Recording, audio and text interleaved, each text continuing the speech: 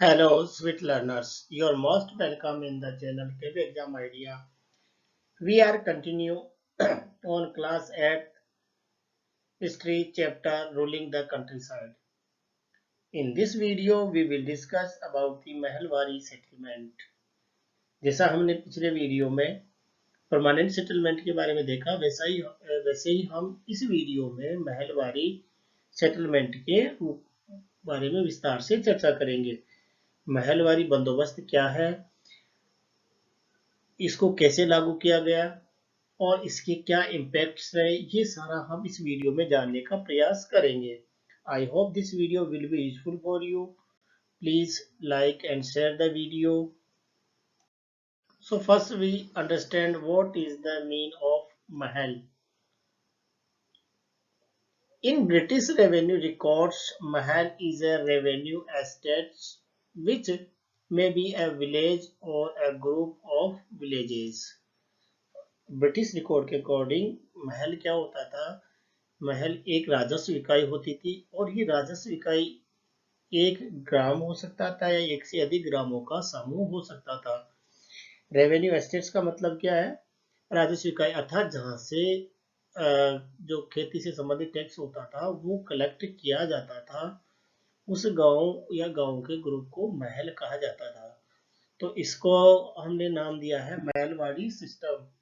तो महलवाड़ी सिस्टम का तात्पर्य, अर्थात इसमें विलेज की महत्वपूर्ण भूमिका होने वाली है, इसीलिए इसको नाम दिया गया Mahalwari system. Mahalwari settlement. So first we let's understand why Mahalwari settlement. क्यों महलवाड़ी सेटलमेंट की जरूरत ब्रिटिश ईस्ट इंडिया कंपनी को पड़ी? उससे पहले उन्होंने एक व्यवस्था लागू की थी जिसे हम परमानेंट सेटलमेंट कहते हैं। तो उसके होते हुए भी इन्हें महलवारी सिस्टम की क्यों जरूरत पड़ी, आइए इस पे विचार करते हैं। By the early 19th century, many of the company officials were convinced that the system of revenue had to be changed again.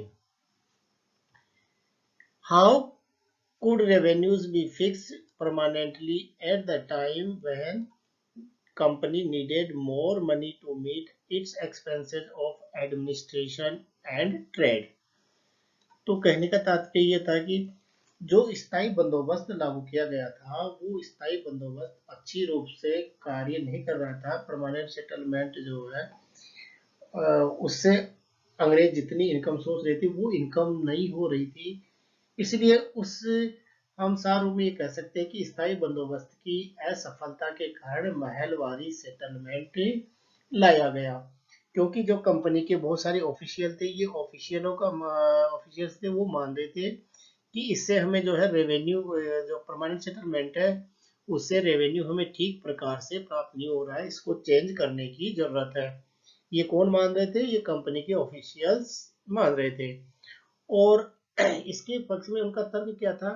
उनका तर्क था कि जब कंपनी के खर्चे बढ़ रहे हैं, दिनों दिन कंपनी के खर्चों में बढ़ोतरी होती जा रही है, ट्रेड के लिए भी हमें ज्यादा मनी की जरूरत है, उस समय हम कैसे जो है फिक्स जो है मनी जो है टैक्स के रूप में ले सकते हैं, अर्थात हमें इसे समय के साथ चेंज करते रहना चाहिए।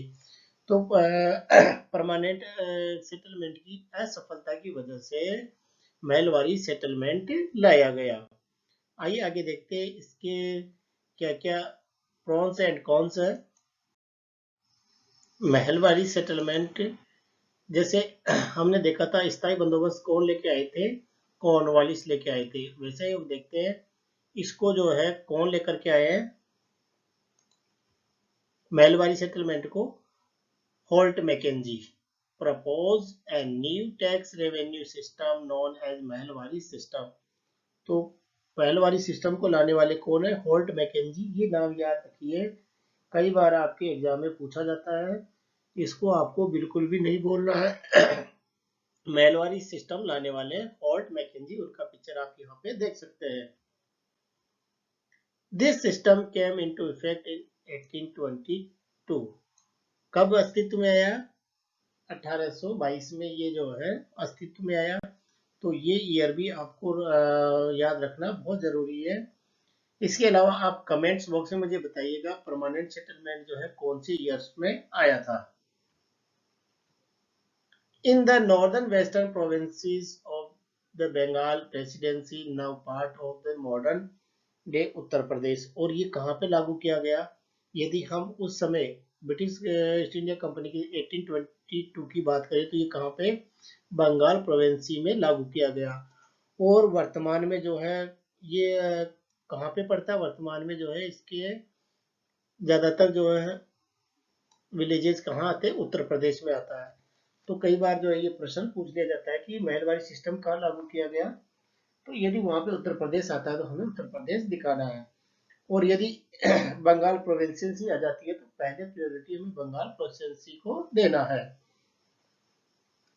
ये तीनों ही बातें महत्वपूर्ण है। इसका जो है महलवारी सेटलमेंट लागू करने वाले कौन थे? होल्ट मैकेंजी थे। कब लागू किया गया? 1822 में लागू किया गया।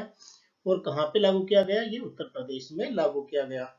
उस समय जो है उत्तर प्रदेश किसका था? बंगाल प्रोविंसी के अंतर्गत ही आता था। महलवारी सेटलमेंट के बारे में हम थोड़ा और आगे विस्तार पूर्वक चर्चा करते हैं। In this system taxes were calculated on the village Mahal level. सबसे इम्पोर्टेंट बात थी, जो टैक्स का कलेक्शन किया जाता था वो किस आधार पर निर्धारित किया जाता था? विलेज लेवल पे। और इसके लिए अंग्रेजों ने गांव का सर्वे करवाया, कलेक्टर्स को वहां पे भेजा, हर एक गांव की जमीन को पैमाइश करवाई और उसके बाद पे जो है ये टैक्स की जो है कैलकुलेशन किया गया। After inspecting and measuring the fields and analysing the local tradition. और ये टैक्स जो है निर्धारित किया, जो महलवाड़ी के लिए जो टैक्स निर्धारित किया गया वो किसके बिहाफ पे किया गया? उन खेतों की पैमाइश की गई और वहां के लोकल ट्रेडिशनल के आधार पे टैक्स की व्यवस्था की गई। The taxes were revise periodically and not fixed. Mahalwari system की सबसे बड़ी विशेषता क्या थी? इसमें यह था कि इसमें जो परमानेंट सेटलमेंट की तरह टैक्स को फिक्स नहीं किया गया। टैक्स जो है समय समय पर रिवाइज किया जा सकता था। जैसे जैसे किसानों का प्रोडक्शन बढ़ेगा वैसे वैसे टैक्स बढ़ाया जा सकता था। अर्थात इसमें स्थायी टैक्स की व्यवस्था का जो प्रावधान था वो नहीं किया गया, क्योंकि इससे कंपनी को परमानेंट सेटलमेंट में नुकसान उठाना पड़ा था। तो महलवारी सेटलमेंट में सबसे पहले तो क्या है, कहाँ पे निर्धारित की गई है? विलेज लेवल पे निर्धारित किया गया, और विलेज को जो है महल बोलते हैं। और ये मेजरमेंट जो है ऐसे नहीं किया गया, पहले फील्डों का सर्वे किया गया, फील्ड्स की जो है पैमाइश की गई, वहाँ के लोकल ट्रेडिशन क्या होते थे इस बात का भी ध्यान रखा गया, और उसके बाद जो है टैक्स की रेट निर्धारित की गई। महलवारी सेटलमेंट की एक और महत्वपूर्ण चीज हम देखते हैं, वो क्या है? The charge of collecting tax were given to the village headman not zamindar. ये इसकी एक महत्वपूर्ण विशेषता है।